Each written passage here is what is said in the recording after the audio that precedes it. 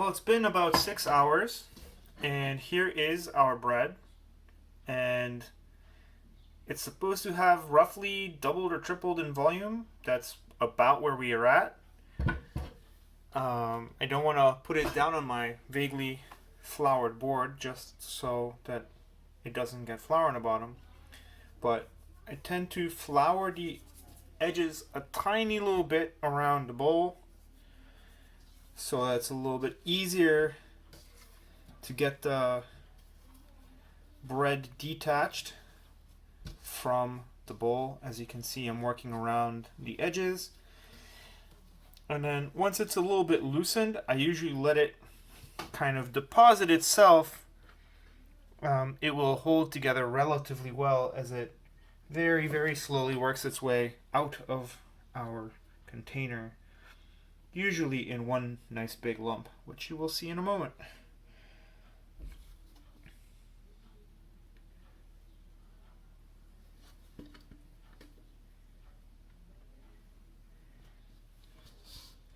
So you can see bowl's almost empty. I like to scoop out the last bits. I'd hate for dough to go to waste. Obviously I can't get all of it, but I want to try to get as much of it as possible.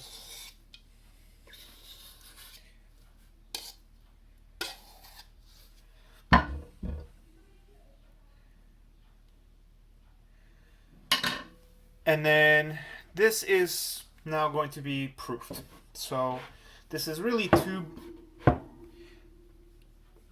two loaves worth of dough. So it needs to be split into two smaller lumps. And it does tend to be pretty sticky, so flouring the middle helps make sure that the knife doesn't stick. This is probably not the ideal knife for this, but it's what we got. Or at least it's what I've been using. I could probably use a sharper knife, but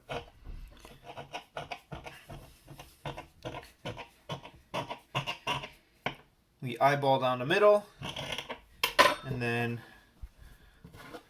pull the halves apart, and then each half gets turned into its own separate loaf. So for the sake of the view, I'm gonna reflour a little bit here, and each half gets stretched and then folded back onto itself. It does help to have the board underneath sufficiently floured that when you do this, you end up with the outside of the bread floured so that it won't stick to whatever container you put it into next. So this is one loaf of bread. I put it in a bowl. Now glass bowls are actually really not ideal for this, but it's what I had on hand, and I just haven't bothered buying a wicker one yet. The biggest issue with glass is that the flour sticks very poorly to the sides, so you end up usually with not so much flour on the side, which can allow the bread to stick a little bit to the sides too much. So here we're going to take our bread, stick it in there. I'll pre-flour my other bowl. You'll notice that there's already flour stains in here. I tend to reuse these bowls several times before I actually wash them. Apparently that is how people handle them, even if they are proper wicker ones. Wicker ones, they don't tend to wash at all, so the recommendation goes, but every now and then I feel like I have to wash these. So here's the second loaf. Stretch and fold onto itself. Stretch, fold, stretch. There's a little dry nugget of flour I don't want in there. And then I like to work it a little bit so like the really big gas bubbles have a chance to work themselves out of this initial ball. I have definitely had instances where there was a big air gas bubble somewhere in this, dough ball, and then you end up with a very big cavity in your bread, which isn't necessarily bad. It's just wasn't what I was aiming for. So now I have my two loaves. You can see they're pretty close to the same size, but not perfect. And you'll notice that when you poke it, it essentially rebounds nearly instantaneously and retains its shape. So now we have to proof. Proofing means that this is going to sit here for roughly an hour until the dent test, when we push it in, doesn't spring back all the way out, but it does spring back a little bit. Just so it doesn't dry out, I'm going to cover it.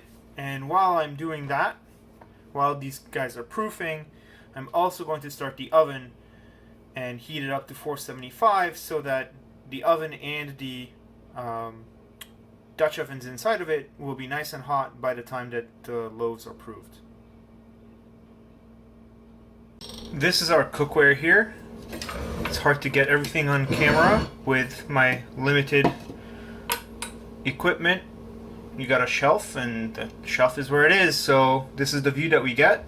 This is a 4-quart Dutch oven, La Coquette by Staub. So these things have slightly different names, but they're really all the same thing.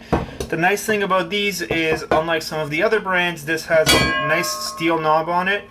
So this can be thrown into the oven at whatever temperature you want, and it's going to survive without a problem, at least any temperature that a conventional oven is going to generate. The one thing to note, so I pretty much use this Dutch oven for bread making, and you'll notice that there's brownish residue on the inside. I have learned through experience that it's a really bad idea to leave that brownish residue in there. That's just, you know, leftover crust and burnt flour that is caked into the bottom.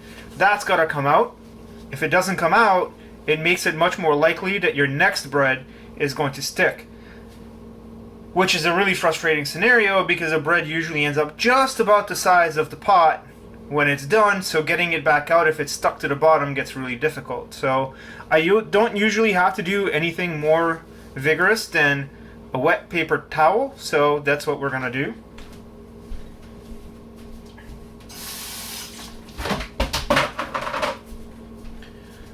This wipes out fairly readily, so you can get rid of your little bits of crusty, and sometimes you'll get something slightly stuck in there a little bit more insistently, but usually a paper towel for me has been enough that even something a little bit baked on comes out relatively easily. And for completeness, I usually also dry it out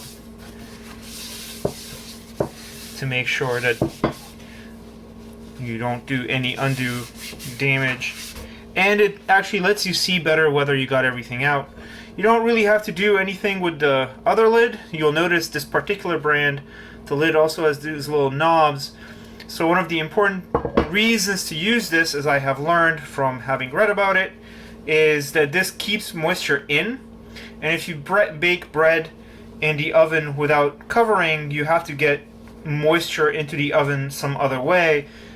In this case, you can just trap the moisture inside the Dutch oven, and then that way you don't have to worry about the bread while it is baking, drying out. So this will go in the oven once we are ready to rock and roll. Now that they are properly cleaned, they go into the oven. They do need some time to absorb heat, so right now everything is nice and cold, but we're going to need everything up at 475 Fahrenheit, so that is going to take some amount of time for the heat to evenly distribute inside the Dutch ovens. It's been an hour and 15 minutes, so let's look at our loaves. The tend to get a little sticky, so sometimes I'll put a little bit of flour on wherever I'm about to do the poke test so that we can see what happens. And that is essentially what I was hoping to see. I probably poked a little too deep, but it didn't stay collapsed and it didn't come all the way back, so that looks about right. So I'm gonna turn these out of their bowls.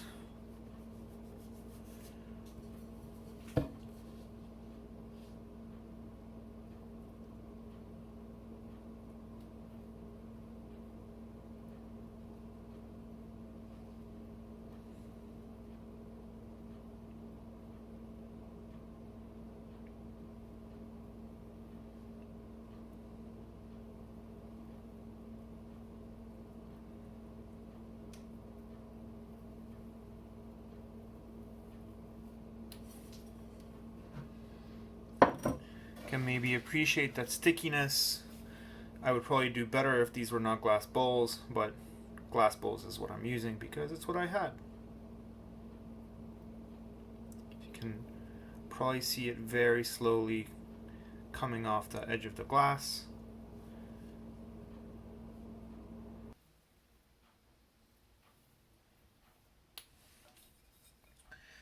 There we go. These will be the top sides now, so these I will just pick these up and put them in the Dutch ovens. So I have to go get the Dutch ovens open.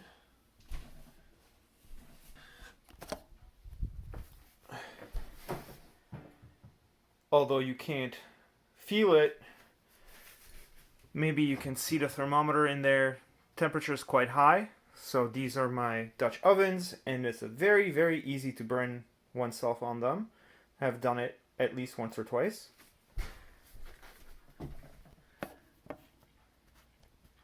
Picking up the loaves can be a bit of an art form as well. It's nice for them to be floured on the bottom. You can see it's kind of sticks to your hand otherwise, but you can kind of scoop them up, and then, well, this will be off camera, but they get dunked into the Dutch ovens.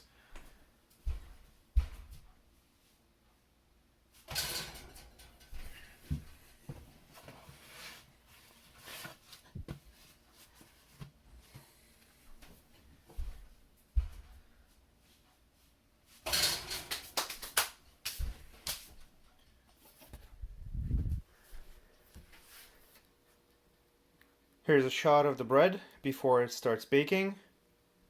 And I gotta cap him, shove him in there, and let him go.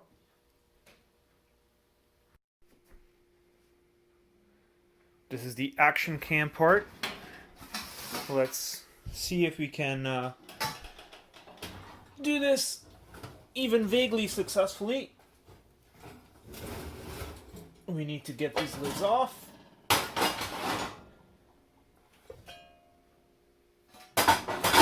You can get a gander at the bread half done.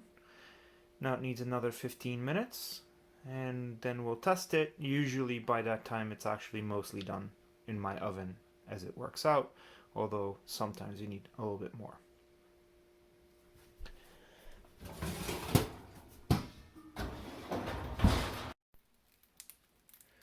So here are the loaves fresh out of the oven. It's a complicated procedure to try and record that myself because I need two hands to take them out. So we skipped that video. But so that you see how I test for seeing whether the bread is done, hopefully this comes back out. So you can see there is a little bit of trace of wetness and some amount of bread material on the knife. Theoretically, this should come out completely clean. I've never managed to get it to come out completely clean and have the bread not be burnt. So when it's ever so slightly wet, that's usually good enough that the bread will turn out fine, but that it won't be burnt on the outside. So that's still something I'm working on, learning from my oven exactly how to get that to come out just right. But this has been working pretty well so far. So here you see my 2 loaves of bread, and you can probably even hear them crackling as they cool.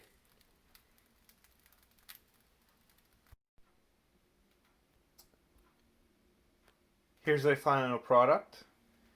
It is looking good. You can even see that the bottom is looking like proper bread. It's not particularly burnt. Feels nice and bread-like. It's not mucky. And I suspect it will also taste delicious. A mere 8 hours of work.